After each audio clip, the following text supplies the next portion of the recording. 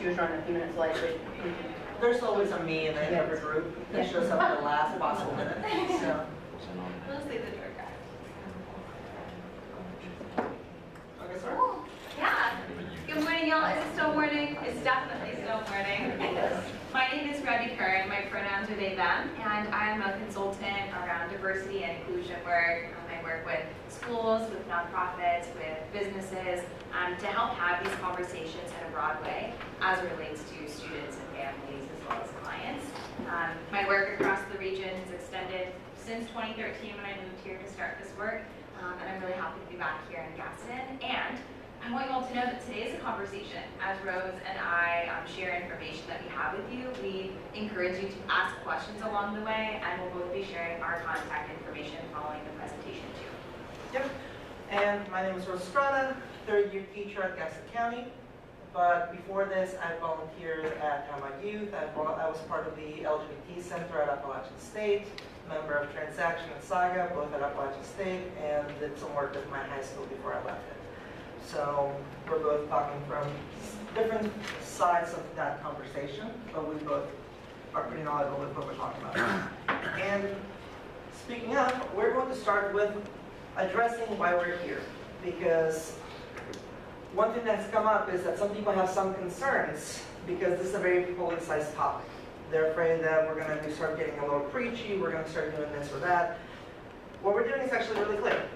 We are here to offer language that supports LGBTQ students, staff, and families, to provide you with the best practices to respond to bias and anti-LGBTQ remarks, to share resources for students, staff, and families. We are not here to change your political affiliations. I'm not even going to ask you who you voted for. I'm not. We're not here to change your spiritual or religious beliefs. I don't actually care which church you go to. I'm sorry, but we're just met. And I am not here to force you to become an ally to the LGBT community. I am going to put an asterisk on that. Because even though you don't have to be an ally in your personal lives, what you do in your own time is fine, as educators, we do kind of have a responsibility to our students who happen to be LGBT to be allies to them, just like you would be an ally to every student that comes into your classroom. And the reason for that is actually really, really simple. Why are we here at this conference? What are we trying to do? It's really simple. Learn. To learn, so that we can teach. And we go to these things, professional development, trying to become better teachers, because we want our students to succeed. We talk about Bloom's taxonomy, we talk about Sun's proximal development, but the most basic component of learning, Maslow's hierarchy of needs to be addressed. And if you're not being inclusive, you're not doing it.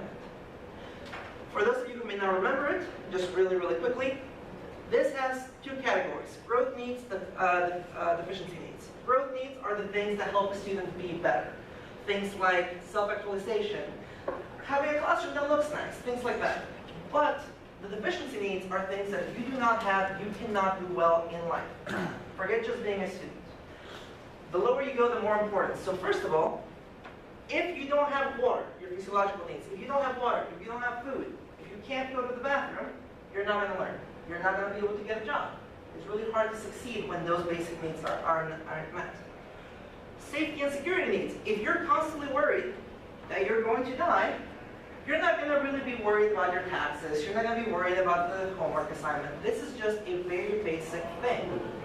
If you don't feel like you belong somewhere, if you don't feel like you are loved as a human being, whether by your family or by your friends or anybody, then you're not going to be worried about how well you can do in a future job. And if you don't find you have self-worth or self-esteem, you're not going to try to improve yourself. If you are not being inclusive to your students, then they're not going to learn, because those needs are not going to be met.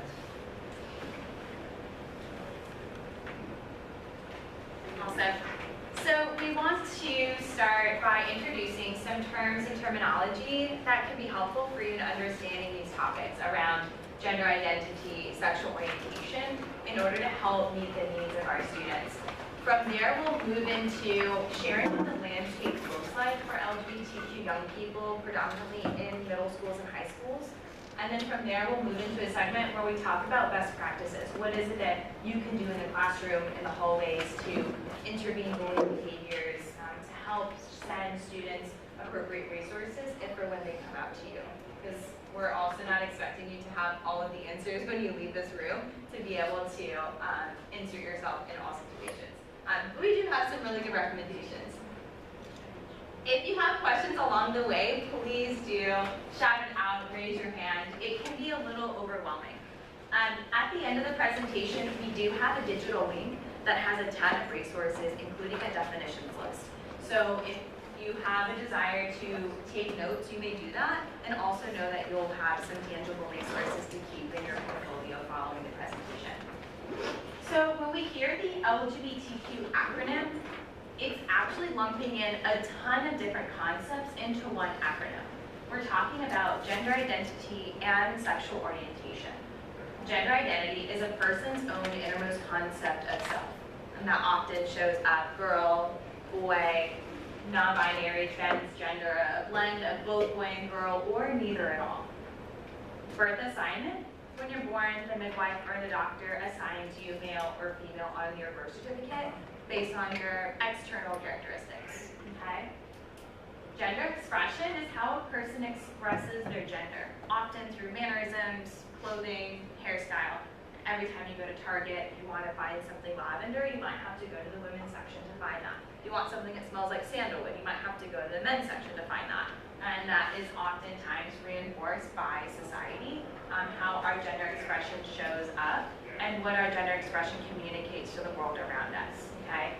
And everybody makes choices about gender expression every day. And then sexual orientation, in essence, who you love. In somebody's attraction to another person, oftentimes that language is rooted in the gender of the person that person falls in love with. We know too that sometimes the way we respond to elementary age students, middle school, and high school students would be really different if they ask, what does gay mean, or what does transgender mean? And so no, do we have anybody here that is in teaching in elementary buildings, middle school, high school? Cool, perfect, great, awesome. Very good. Any questions so far on any of these terms? Okay, cool. So in breaking up gender identity and sexual orientation, I want to offer some tangible examples of identities that are often showing up within those umbrellas. So with gender identity, somebody who is transgender might identify that their gender identity is different from what their birth assignment is. So for example, somebody who identifies as boy and was assigned female at birth would be a trans boy, okay? Cisgender is a newer term that essentially helps us normalize the whole conversation without othering trans people. So cisgender is somebody whose gender identity is the same exclusively as their birth assignment. So somebody who identifies as a girl and was assigned female at birth would be a cisgender woman. And so that helps us have more language instead of saying, well, I'm normal and she's transgender. And it says, well, I'm cisgender and this person is transgender. And so that way we have a wider language. Non-binary, gender non-conforming, and gender queer are really closely related. And really what that means is that gender is showing up for our young people on a spectrum. So sometimes folks are identifying outside of the constructs of what it means to be a boy or a girl. And that can be in gender expression, and it can be within their gender identity too. And you might already be saying this, right? Young people that are asking to use they, them pronouns. Or maybe you have young people that say, I feel like I'm a girl trapped in a boy's body, or some days I want to wear dresses, some days I want to wear pants. All of these things are showing up, and it can create a lot of questions of how can we best support this person and work with their families too, okay? Agender would be a person who doesn't really identify with a particular gender exclusively, and again, gender shows up on a spectrum. You'll notice here too that queer shows up on both sides. Now I know, this word has historically been super pejorative. Queer has been readopted into language as a more of an umbrella term, especially for folks that are like, none of these boxes work for me. I know I'm queer and I don't really know another word to describe that. And so essentially they're saying, I'm LGBTQ. The Q at the end of LGBTQ often represents queer or questioning. Now, it's really good for a person to use this term if they're self-identifying, this term can still be used to hurt people, and so intervention can still happen in that moment. And I wouldn't be like, oh, well, so-and-so, that queer person, da-da-da-da-da. Like, I would allow that person to use that term to describe them without, you know, putting that word on them so that I don't create any harm along the way. Any questions so far on any of our gender identity terms? Was there anything brand new that you're like, I never heard that before? Oh, so y'all can be up here. Yeah, okay, a few. There are a couple you hadn't heard? Okay, cool. And I think I'm interested to hear you. What did you say LGBT was again? Someone who doesn't exclusively identify with gender at all. Okay. Yeah. Cool. So then when we think about sexual orientation, you'll also hear terminology romantic identity or sexual identity. Again, if we're working with middle school, we might be talking about romantic identity before we talk about sexual orientation. And a person doesn't have to have engaged in sex to have a sexual orientation. And so sometimes using romantic identity can help broaden that language about attraction rather than talking about bodies. So a lot of these terms might be more familiar. Lesbian, right, 2 women that fall in love. Gay, 2 men. Bisexual can describe somebody who's attracted to multiple genders. And pansexual, somebody who is attracted to people maybe regardless of gender. Maybe they fall in love with people without certain constructs around what their gender is. And then asexual is also a spectrum. Has anybody heard of the term asexual before? Yeah, so a spectrum of identity of people that sometimes have physical attraction to other people and sometimes don't. Sometimes after a deep emotional bond is made, then sometimes physical attraction can manifest from that space. It's a huge spectrum, very, very big. And then also queer again shows up for people that are identifying outside of the box or haven't understood which of these, like this is just the tip of the iceberg too, right? If any of these terms applies to them or works for them. Okay. When somebody considers themselves fluid, what is that? Yeah, sure. So gender fluid would be really familiar here to gender queer. Sometimes folks will show up and feel more masculine one day, more masculine another day. Maybe they're expressing themselves with their gender expression through clothing in a different way. If somebody is fluid in a romantic way, then it would be pretty similar to pansexual, where they're attracted to people and gender doesn't create any barriers or restrictions around who they fall in love with.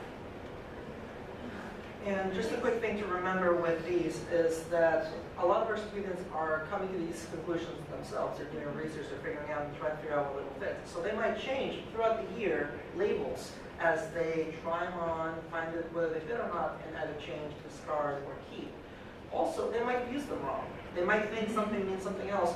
So an important way to have this conversation, if they tell you, hey, I'm this or that, you can ask them, what does that word mean to you? That is a very important phrase. What does that mean to you? And that will help you understand where they're coming from. Personal definition does matter because it is personal identity. Especially with bi and pan, sometimes they're interchangeable and sometimes there's a lot of dialogue around that, and that's level 2.0. So you can come back next year and get the next level up. For our visual learners in the house, I want to offer a graphic that can help put some of this into perspective. And again, this training is for professional development use only. This is not an in-classroom tool. Okay? So this is our unicorn. They're super friendly. They love the color purple. And our gender unicorn has a thought bubble with a rainbow in it. Okay? And in their rainbow is gender identity. And so you'll see here on these spectrums, it might be a little hard to read. But gender identity is showing up on a spectrum, right? Female, woman, girl, male, man, boy, and sometimes other genders too. So even one person can maybe plot themselves somewhere on a line here around feminine and also feel particularly masculine. And then based on those feelings might choose a term that would describe their gender identity best in that way. Okay? And now our gender unicorn has green dots outside of their body. That's all about gender expression, how they communicate to the world around them. Again, clothing, hair, mannerisms, sometimes even interests or behaviors. And then we have 2 hearts on our gender unicorn that separates our physical attraction from our emotional attraction. So again, going back to the difference between sexual orientation and maybe romantic identity or sexual identity. And so these happen separately too.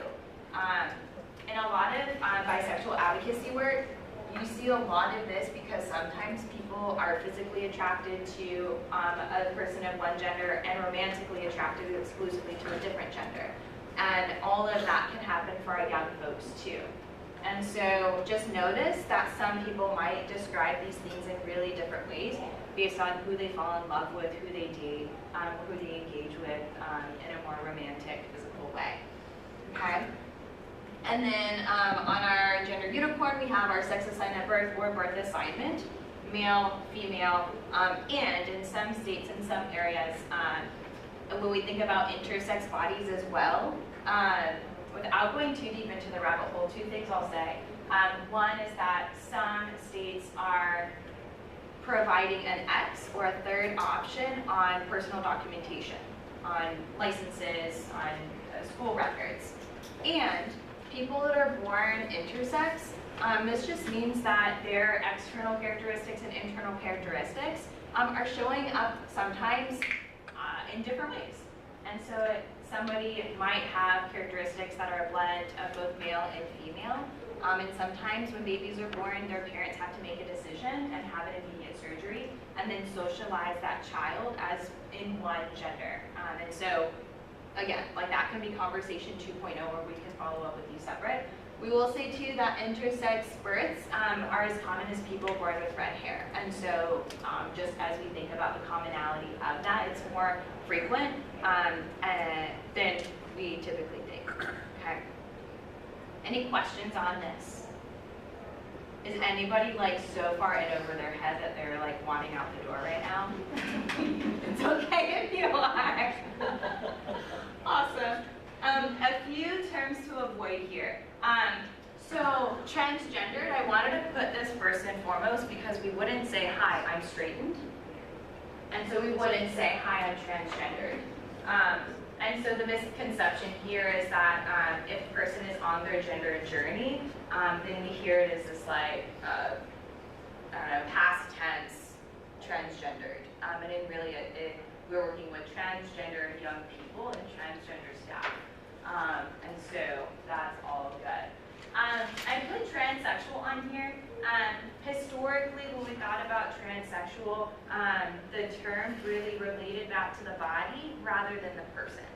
And so when we hear the term transgender, and that gender being about a person's concept and understanding of self, versus transsexual being exclusively related to body. And so pre-op and post-op comes next because, again, we're not fixated that a particular surgery or a particular combination of surgeries is what puts a stamp on somebody's transgender identity. There are a lot of trans people that do not want surgery at all. There is also a lot of barriers when it comes to healthcare and access for trans folks too. And so it's helpful for us to understand that, again, we're not here to talk about people's bodies. And then transvestite is an older term. We don't really hear it all. I have heard it a couple times from older generations and elders in our community that was the language that they were raised with. And so I don't correct people with the language that they use. I just reflect language that I feel comfortable and confident. Why they're using that word and then have a deeper conversation about current language. I understand Rocky Horror in this whole piece too, so context is important. Oh yeah, hi, we have some seats. Oh sure, they're right here. Did everybody sign in? Cool, thanks for your help today. And then these two terms here I wanted to put because they're not gender identities. So some folks live cisgender lives, express their gender in a cisgender way, and sometimes they like to cross-dress, or they typically present masculine. Maybe sometimes they'll go out to the mall in more feminine attire. This doesn't mean that they are transgender. It doesn't say anything about their gender identity. It might say something about their personal gender expression, so that's all good. Does anybody watch RuPaul? Yeah. So RuPaul is not a trans person. RuPaul is a drag queen and performs, and that is a way of living and makes money that way. And drag king would be somebody who's female identified that performs in the male illusion. You'll hear that a little bit too. And so again, there are a lot of straight men, cisgender straight men that will perform in drag, like as a form of performance and entertainment and income. So really, really good. Anything else that I missed on any of that? No, I think Cool. So we're going to jump into what the landscape looks like for LGBTQ students. If data and numbers are not your thing, hang in there. And if it is your thing, some of these stats can be a little alarming. And so we just want to kind of give you the picture again on why we are here.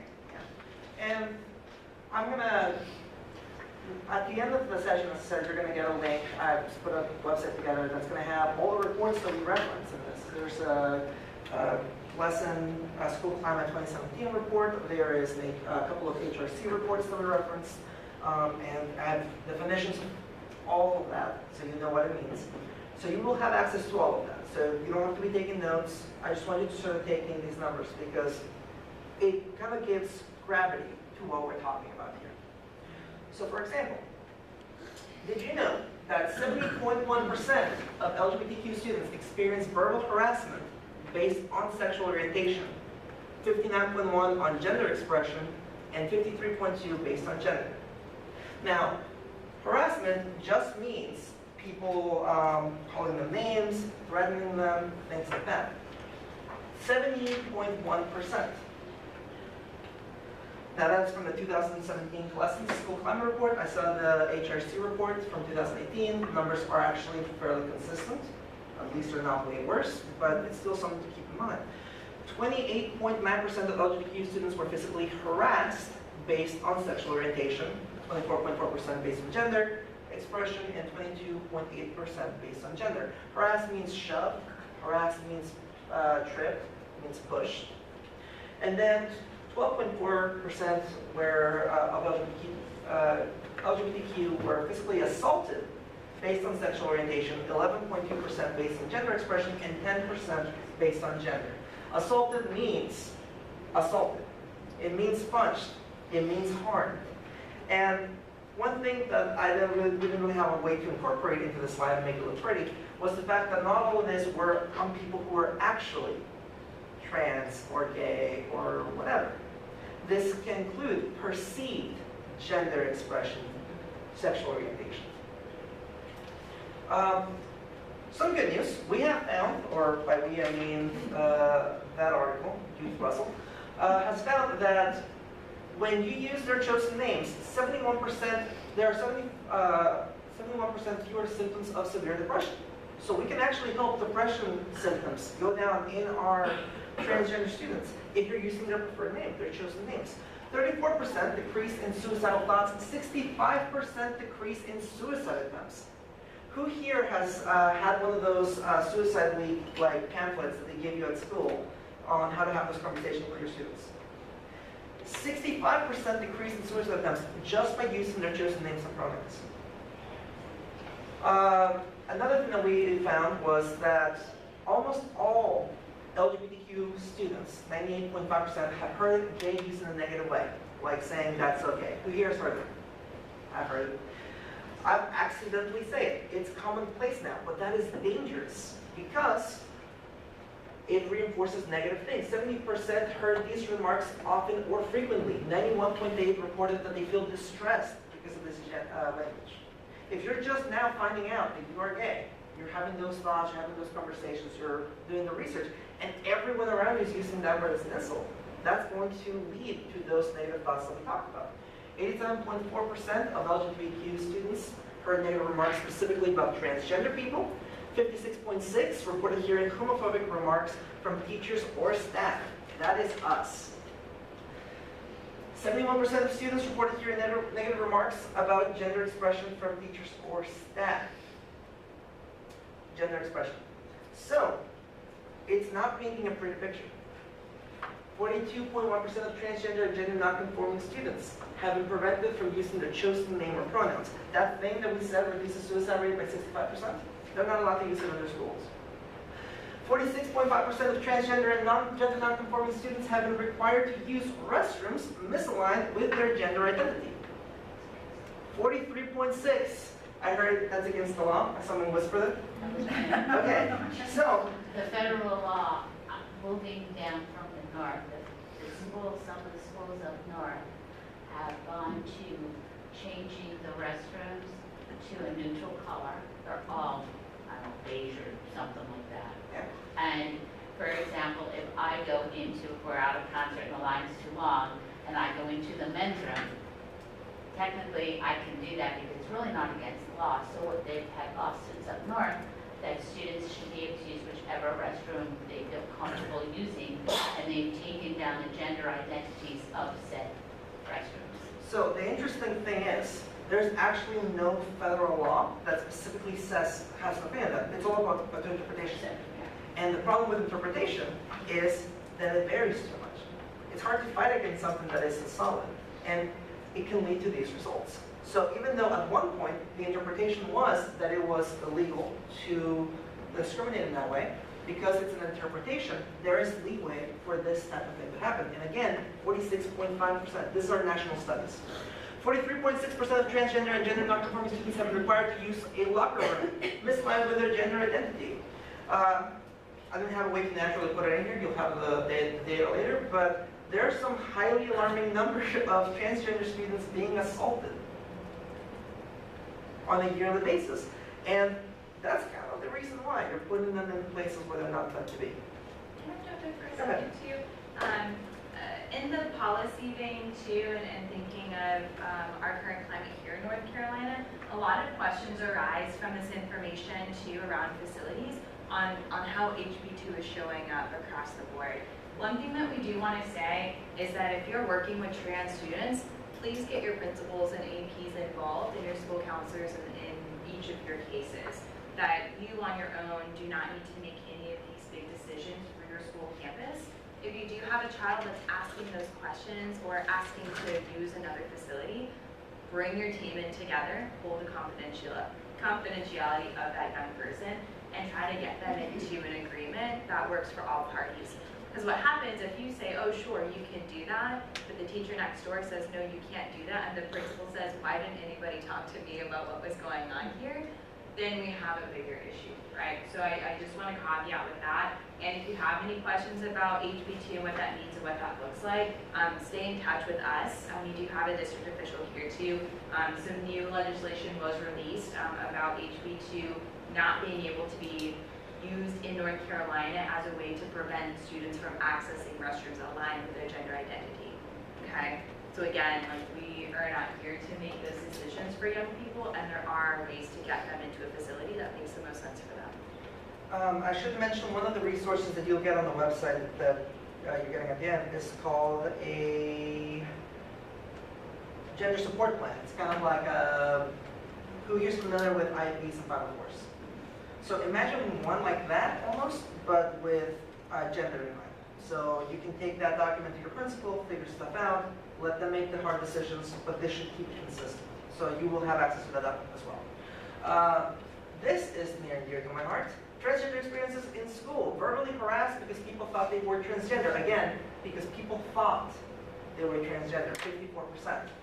Not allowed to dress in a way that fits their gender identity or expression, 52%. Disciplined for fighting back against bullies, 36%. The FBI actually said that LGBTQ status is the third most common hate crime.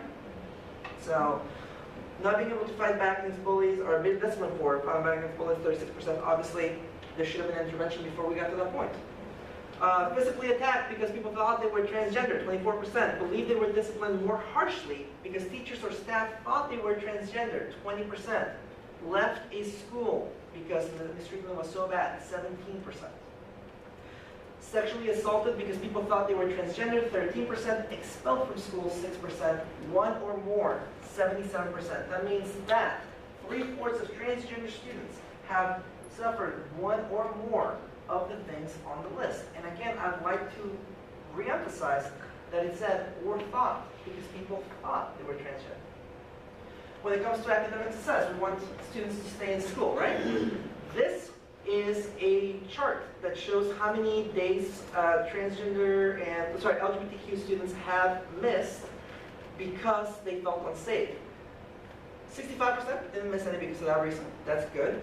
But 1 day, 2 or 3 days, 4, 5, and 6 or more adds up to, I did the math earlier, and I just closed out the math.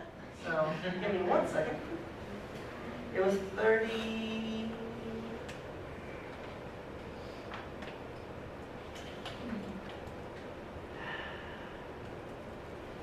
Something percent. 31.9%. No, sorry, 34%.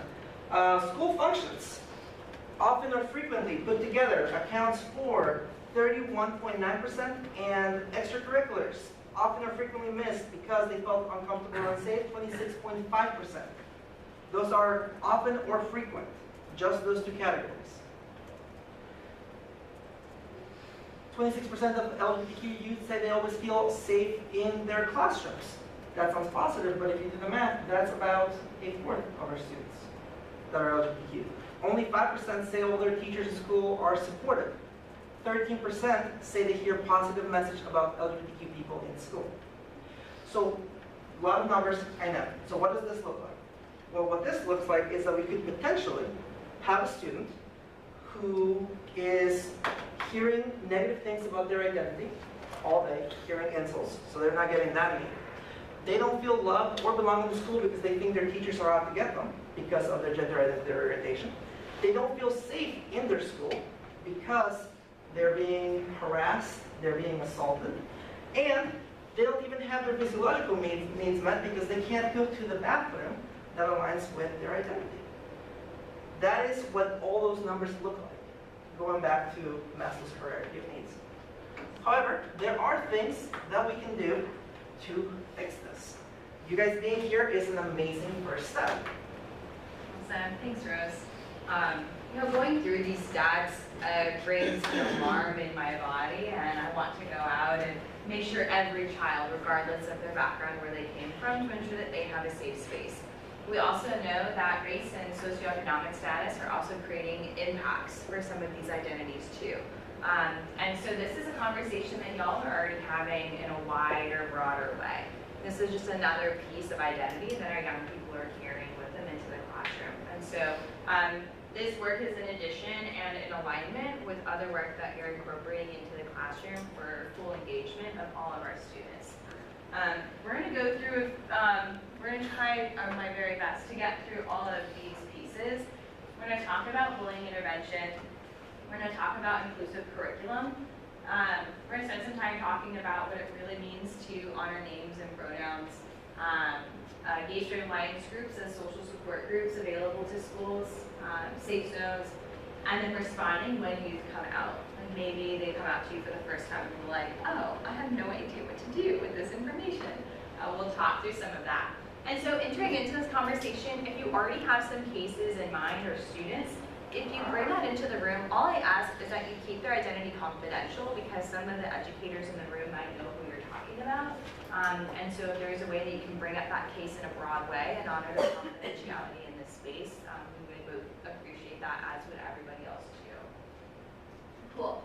And so we're going to start right away with a little activity. How many folks do we have? I'm going to ask for you all to pair and share. So if there is a group of 3, that's okay too.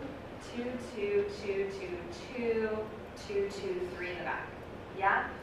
So this is our 4-step module when it comes to intervening in bias-based remarks or bullying behaviors. You might already be using a tactic similar to this in the classroom when you see things or when you hear things such as "that's so gay" or any race-driven remarks or just anything that can create harm for another student based on who they are. So the first thing that's important is to interrupt. When you hear it, step in, whether it's the classroom, the cafeteria, the bus line. Students have reported that the most unsafe spaces are spaces where there's not staff. So we think about the buses and the restrooms and sometimes even the cafeterias. That's where some of this stuff is going rampant. You all already know this information. Question. Do you know what that word means if we're looking with younger folks? Why did you say that to that person? Do you know what you meant when you said that? So interrupt, say stop it, stopping the behavior, question it, ask them why, because maybe they don't mean what they just said. Maybe they heard it somewhere else. Or maybe it is that they really are creating impact. Maybe this is a repeated behavior from the student or groups of students. Educate, use it as a way to say that's not in line with our character traits here at this school. Where we had this conversation 2 weeks ago, maybe it's time for us to go back to said agreement or assignment to help with restoration in that moment. And then echo, right? If you hear your hallway partner educator have a conversation with student A and student A does the same thing in 4th period, hey, we already had this conversation today, and help support each other so that students are like, oh, like, I'm really not getting away with this anymore, huh? Okay. We're gonna throw up a couple examples. And so in your pair shares, we'll just set it up here. So go ahead and get in your group. So we're gonna start with the first one. So that shirt is so gay. So one person in your group, raise your hand. Okay, so whoever the first person is with their hand up, you are going to be the student. Yeah, and you're gonna say, that shirt is so gay. And so the educator, follow your 4th step, right? We have the 3 steps up here too. And have a natural conversation. And student, feel free to get real student with it, right? And throw some remarks back and know that like we're in a kind space here and whatever is said is not in harm or for real. Cool. So we'll give you a couple minutes here. We'll debrief and then we'll go into the next one. So you have 2 minutes or less. Yeah.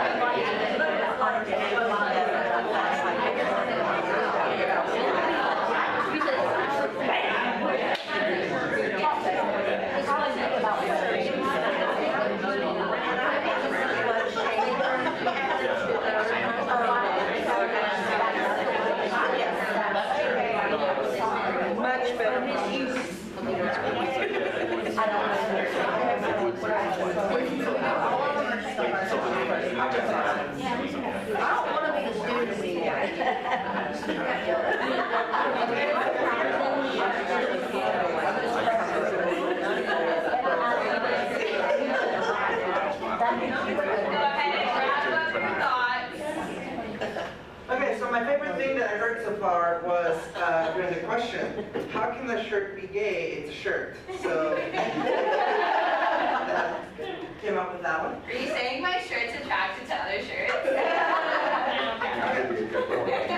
So now, obviously, you're going to switch.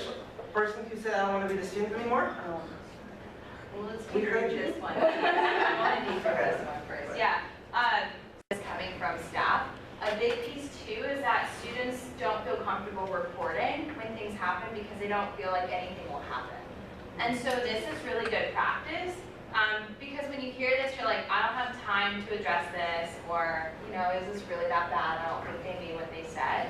And so what came up in your pair shares, either did you hear a really funny or a really great way to respond, or was there anything that came up while you were processing together of like, oh, this is how this shows up in my classroom? Any group can go first. We'll share back.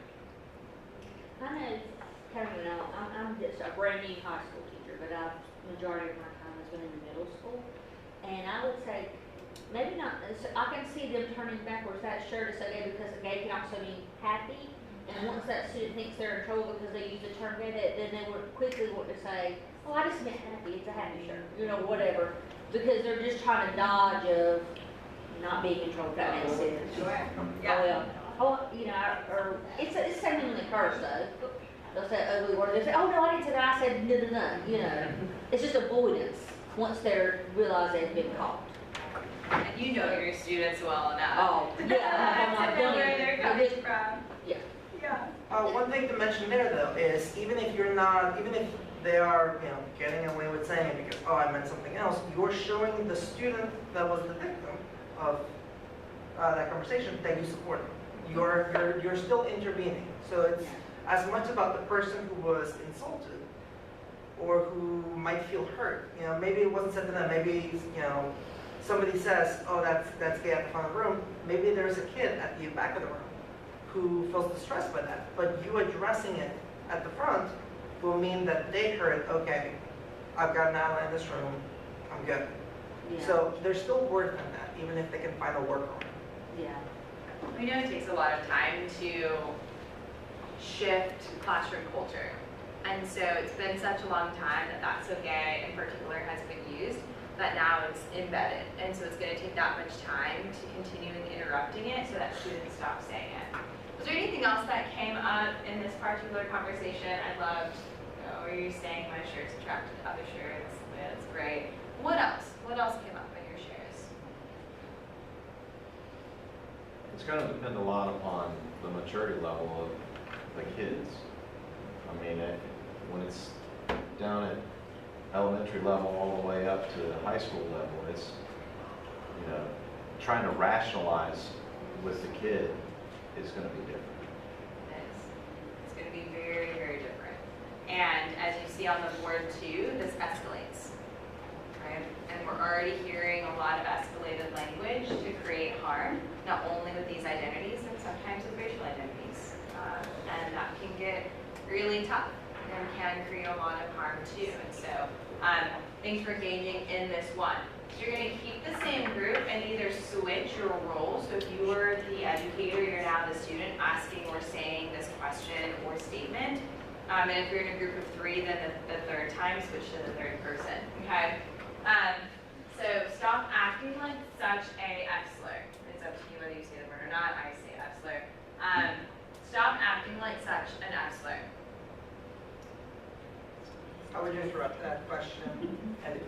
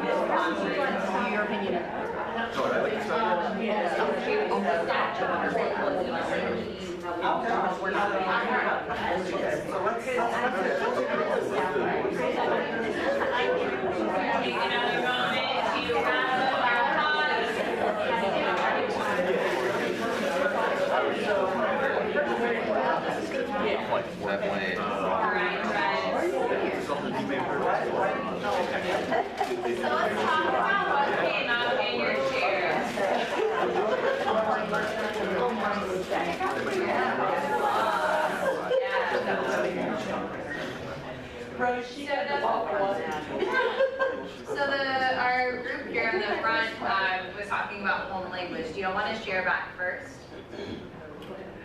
So I was sharing with a previous student.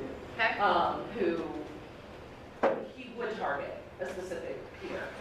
And just this whole, like, even when we would talk with the family, like, we would not, of course, out the other student to the family, that was none of their business, but you need to understand that when your son says that he's annoyed by this peer, you need to have further conversation about what that is. And then it was just echoed back, like, just the rhetoric during those disciplinary things and, you know, those conversations. It was just clear, like, this is ingrained at home, and we're fighting a very uphill, slippery battle with this in terms of just trying to change this perception and this mindset. But yeah, very much a lot of what we see sometimes is echoed at home, either from parents or even from siblings.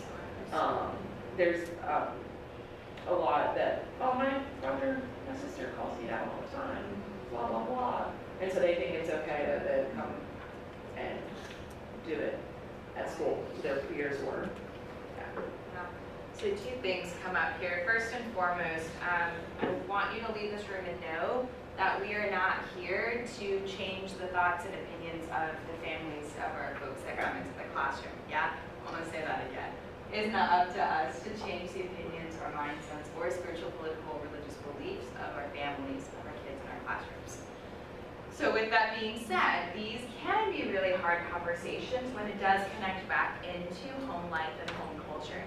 So the second piece that comes up is you are always in a good space if you say, I hear you, and in this classroom, in this school, this is what love and respect means. And so that we are not negating what's happening at home, because then you'll really get some phone calls, yeah? And what you're saying, right, and this starts in elementary school, it's okay that you do these things at home, and here in this classroom, or here in this space, here with these peers, here in recess, and then folks start to learn what's okay and what's not okay. Now I understand too, like this would look really different in 5th grade than it does in 8th grade than it does as a senior in high school, okay? Typically, if something like this is being said, it's not a first offense. Typically, especially in the situation that you brought up too. And so addressing it is gonna be really, really important. So maybe education in this piece is just going to be a reminder of, hey, this word is a slur and we don't use this word here at this school. And trying to create some restoration around that. I had, I think, a 9th grade teacher in a different district call and say that a student was saying things like this often and was like, how do we create some help? Because detention's not working, we really don't want to have to suspend the student. And so the student was given an assignment on an LGBTQ themed book or film.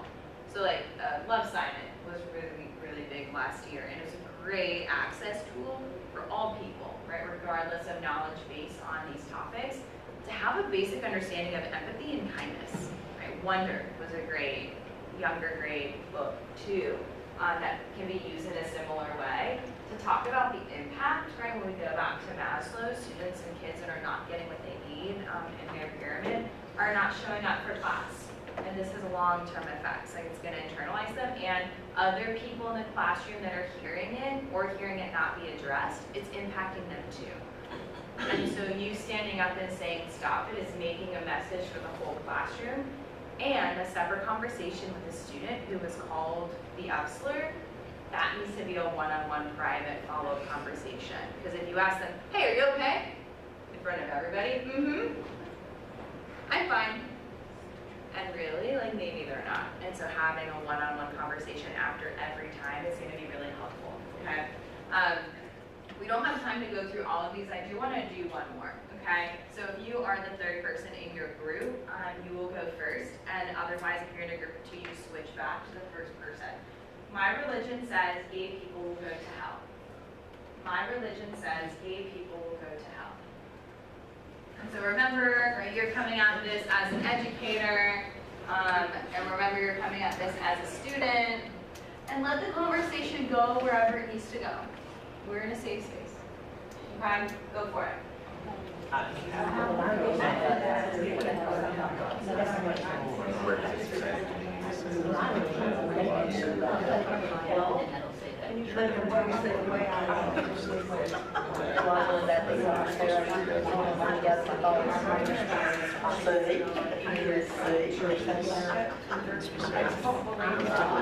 Religion is not talked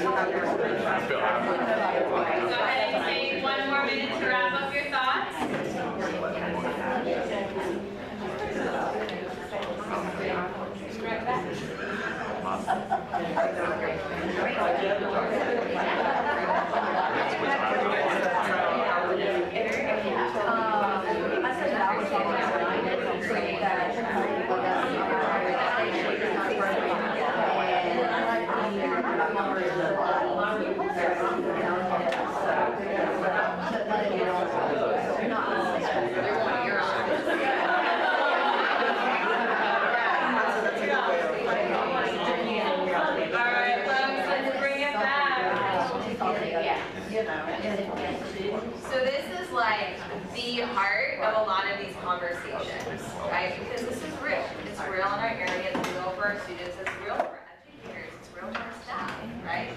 So what came up in your conversations? What came up here for you while you were going through this one? The Bible Belt. Yeah. We're all, and age differences in the staff. I mean, just like the kids see it all different. Everybody in this room is probably going to see it all different. So we're trying to handle it the most appropriate way. But at the end, you're trying to protect the child. Sure. So handle it in a way where it honors the child. Does anybody have to be wrong or right in a statement like that? Maybe that's where we get caught up. Well, who's right and who's wrong? So then, did anybody have any responses that led away from who was right or who was wrong in that statement into, great, I hear what your religion says. And how do we create space for everybody's beliefs in this classroom? What does that look like? How do we respond in a way that honors that this is the fundamental belief of this child? And that we can still have a conversation with other students in the room who maybe don't follow that belief system or are coming from different religions that say different things about different people too. And would this be different if this comment was about a person who wears a hijab? I still think it's an inappropriate comment. Tell me more about that. You're pushing your, number one, it has cuss word in it. So you should be saying that anyways. I mean, I know that was used a lot, and it's using the term as a place, but that word is used so many times not the right way. And then other than that, like, I don't know, I'm a religious person, but I have family members of mine that are in the LGBT community, and so for me it's a sticky situation because that's not your place to put anything on anybody else. Like, that's just the way I see it. So I would definitely make sure that they realize in my classroom that's an inappropriate comment, and then talk to them separately. That's your opinion. If that's the opinion that you want to have and that you want to, I will be more than happy to sit down and have a conversation with you about it later, but please don't make those comments towards people like that in the classroom. Yeah, my challenge for the room is that we want to honor and create affirmation for folks wherever they're coming from, and know that you can believe that so long as you're not causing harm to another person because of it. Right. And I think if this term was a follow-up of stuff acting like such an F-slur, if somebody said, well, I said that because this is what I believe about this person, it's like, okay, well now you're using your belief to create harm for someone else. And that's not appropriate for the classroom. We have to be careful when we shut people down because of their beliefs, because then that's when these debates show up. So we want to honor where folks are coming from. We want to honor where other staff members are coming from, and also encourage them, like, I understand what you believe, and we are here because we're supporting these children. So even as an educator, I can't step in and say, your existence is against my religion, I'm not going to teach you, right?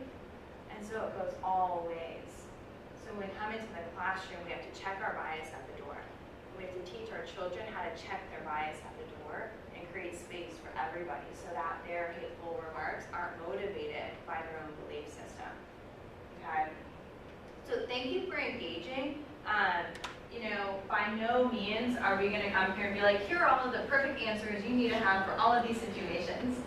We are saying if something's ongoing and if it's time to get an AP or a principal involved or even a school counselor, definitely check in with that. Check in with the students who were victims of any of the conversation, and the bystanders too.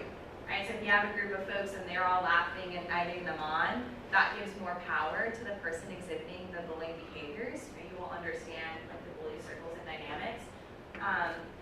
And always follow up with a student who is being bullied, and know that there are safe and anonymous ways to report for staff, for students, for families as well. Okay. We're going to shift gears a little bit here as we wrap into our last 10 or 15 minutes. If you switch seats, you're welcome to move back to your lily pad. If you want to stay where you are with your new friends, you're welcome to stay there too. So I want to talk a little bit about inclusive curriculum. There are really great and easeful ways to expand what you're already doing in the classroom. We're not introducing anything brand new. What I'm saying is if you're teaching a history unit, are you also including people who might identify as LGBTQ? As if our young people are showing staggering numbers that they're not seeing themselves reflected in the classroom, in the textbooks, with staff and administrators, and then they're feeling a little more like nobody here is like me and they're disengaging. When they see posters and images and access to write reports on mentors and historical leaders, then they're going to be more engaged in the work that they do in the classroom. And by no means is this a level of promotion. It can be as simple as if you're doing classical composers of the 19th racial diversity, or including identity diversity when it comes to gender and sexual orientation. Just have a new listening into that. You don't exclusively have to say this person is gay and from 1972, right? And your students might also appreciate hearing that if there's space for that without going out of your way. Okay? It can also look really simple in word problems like statistics, including multiple different kinds of relationship setups. So we're only including heteronormative setups in the classroom. Now again, if this is going to create a disruption in the classroom, we're just have a listening for that, right? But otherwise, like, there are more LGBTQ characters on primetime television today in 2019 there has been in the history of TV. Our students are ready to have these conversations, okay? So just notice. There's some really great resources here from Listen, the Southern Poverty Law Center, and the Gay Lesbian Straight Education Network that are branded pre-K-12. They'll give you certain grade levels if you're ready to implement any lessons on respect and diversity in the classroom. Those are there for you. Changing the Game is athletic specific, but Listen has a really great program for K-12. Cool. And the one thing I'll say about the computer access, let's say a young person is looking to go to Timeout Youth Center, right, to get some counseling and support. If they search Timeout Youth Center on the computer, will they be blocked or not? And if so, are there any of those blocks that we have power to help, or is it like a third-party firewall because of the word gay?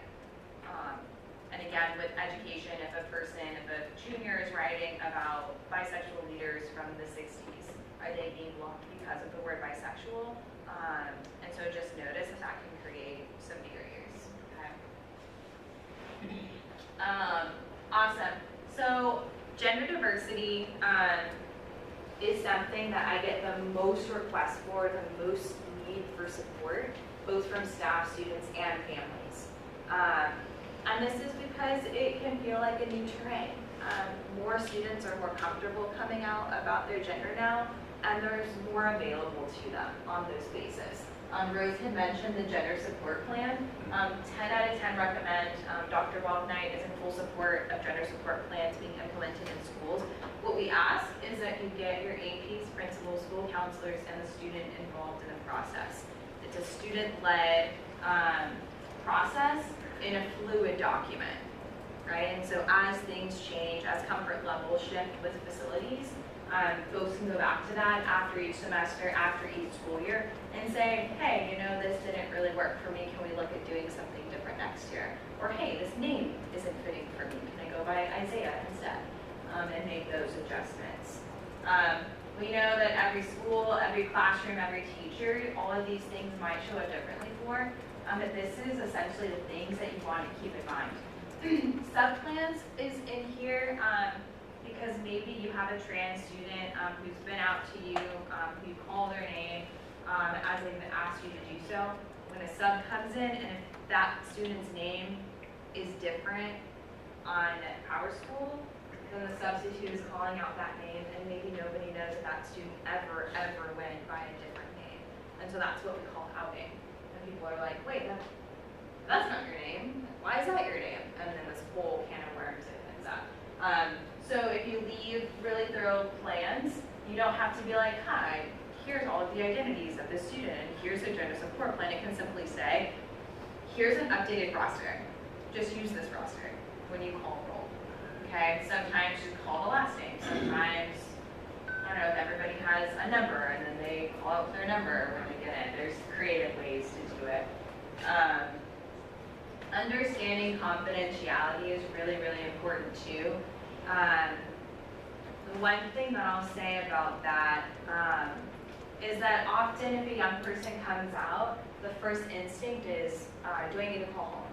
Or should I share this information with their parent? Especially depending on the grade level, right? Our young people are still being kicked out of their homes for a variety of reasons when they come out as LGBT. And sometimes school is the only place that they feel safe to be their full authentic self. And they're with us the majority of the day. And so as part of our role as an educator, can we help create that safe space for them and negotiate ways where we can honor how they're showing up and honor their confidentiality at home. So if they're not ready to be out at home, then that's not up to me to make them ready for that or to tell their family. Because now they have a whole nother level of needs not being met and new impacts that can keep them from academic success. Again, if you have any questions with that, please work with your admins for sure.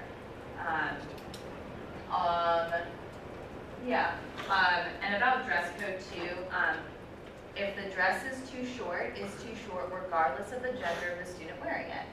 So dress code should be honored equally for all genders. And in the same way too, if a student is being creative in their gender expression, we don't get to dictate that because of their birth assignment or their perceived gender to us. If it comes down to if nobody wears spaghetti strap tops, then nobody's wearing spaghetti strap tops, rather than you can't wear that because you're a boy. Okay, we want to try to avoid some of that language. Okay. If a young person comes out, you do not have to have all of the answers for them. When somebody comes out to me, I say, thank you so much for that information. One of my siblings just came out to me last week, and I was like, I know what to do. This is my sibling. This feels so different, right? You know, the first thing I said, I was like, thank you so much for telling me. Who else have you shared that with, right? And he shared with me who he shared that with. And the next thing was, should I tell mom and dad? And I was like, oh, buddy, like, you know, and so I got to share my experience when I came out. Anyway, that's a whole sidetrack. What I'm saying is that whether you're in the classroom or you're out in your own world, people might share information with you that you may not know how to hold that information. So saying thank you, asking them what they need. Maybe they just want to tell you because they need to get off their chest. Maybe they're telling you because they're experiencing harassment in the bathrooms or in the hallways. And maybe they're telling you because they need help, they need resources. Maybe their family is ready to have that conversation and they're asking, can you ask somebody to get us connected with some folks to help?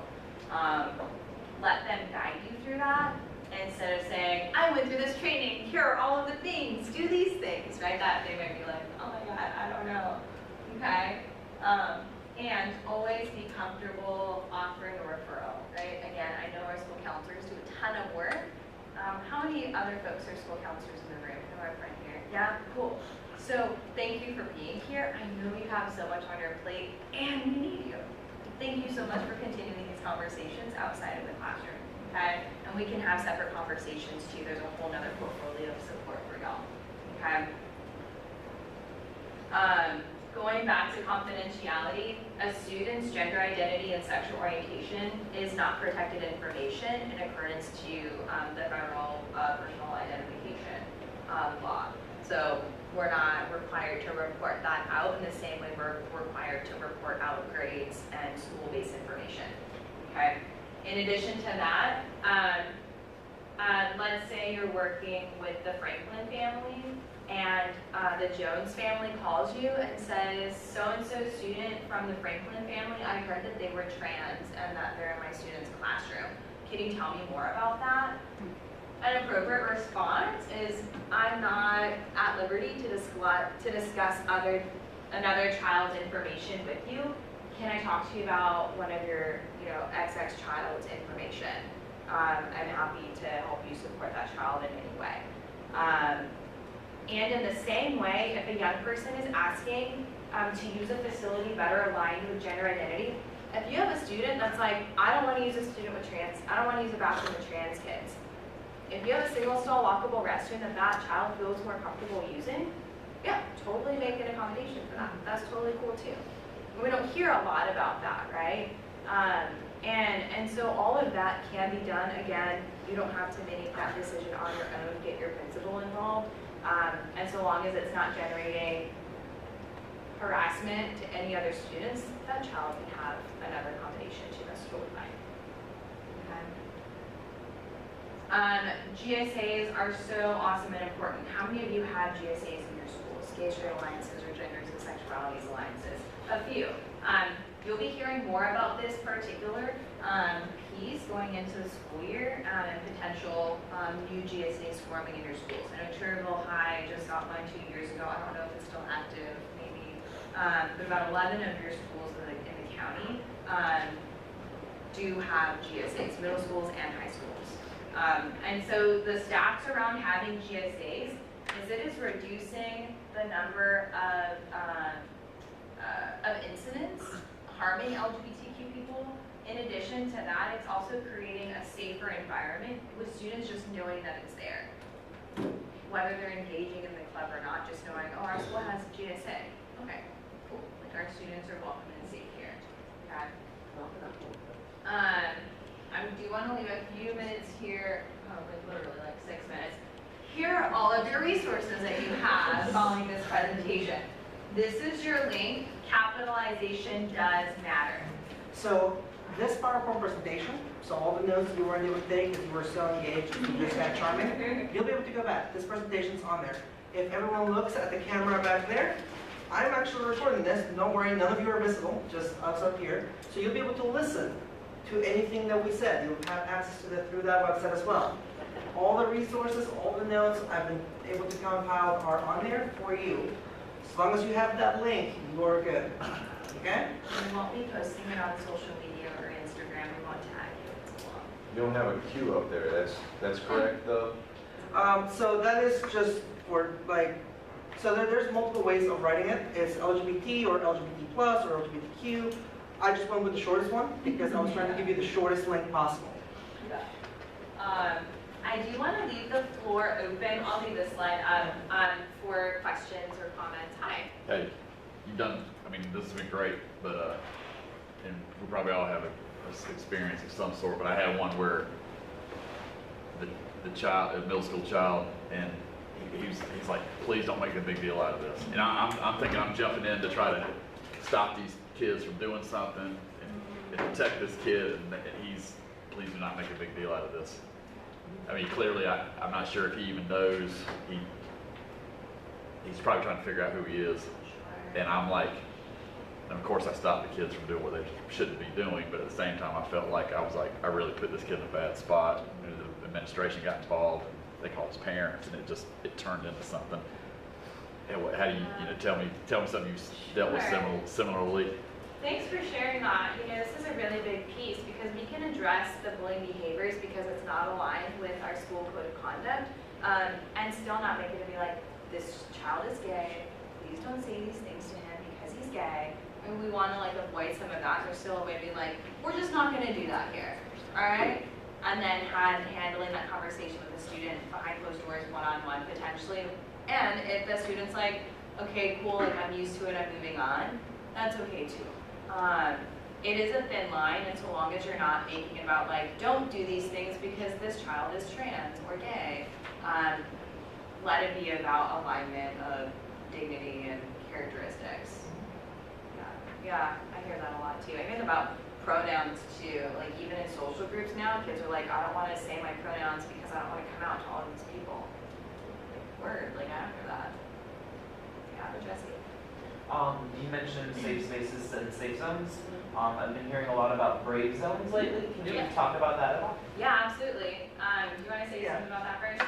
Well, I just got the training from Time of Youth on it, so it's fresh in my mind. So the whole idea is that if a safe zone is a place where you don't have to worry about things. Whereas a brave space is where you're encouraged to tackle on things. You're welcome to be yourself and to have those conversations as opposed to just a place where you're going to be sheltered from them. So we're not necessarily going to take you out of the norm and just leave you here where you're going to be safe from everything. We're just going to empower you. We're going to make the classroom a place where you can be empowered to be yourself and have those conversations without being, fearful. We want folks to have the hard conversations. And sometimes safe spaces is we're not going to talk about that because it's triggering. And so the whole trigger conversation is we're all going to feel things. And how can we take a conversation where I feel something in my body because of what somebody said and find the language to either express myself or offer something for the room to navigate through what had just happened.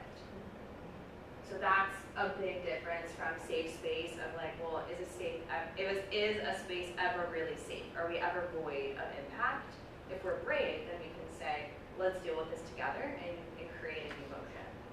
Yeah, really great question, Jesse. Other questions? Still got a little bit of time. Okay. Some last second takeaways. Well, first of all, everyone copied that link, right? So we have, Rebby has their cards and our emails are down here in case you need to contact us. If you have come up with any other questions during lunch, I'm pretty visible, so come find me and I will answer those questions. A couple last things that I just didn't want to interrupt you. To keep in mind is just spend some time thinking about where those holes might be.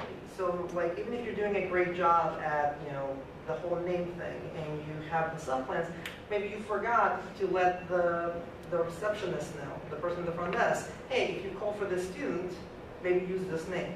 And you need to have a plan with your, again, that'll be a conversation with your admins, but just keep in mind where those loopholes might be, because if we get too hyper-focused on the one thing, we might forget something else.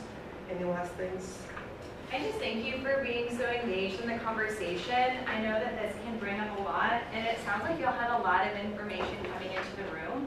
And so if there's anything else that you're missing or that you want more support with, please let us know. We'd love to help support you. And keep up the good work. Yeah, your schools are really moving along well, and so this data doesn't necessarily reflect what's happening in Gaston. It's just a national awareness of, hey, our students are going through some of this, what else can we do to help them? Have a wonderful rest of your learning symposium, and we'll be seeing you soon. Thank you.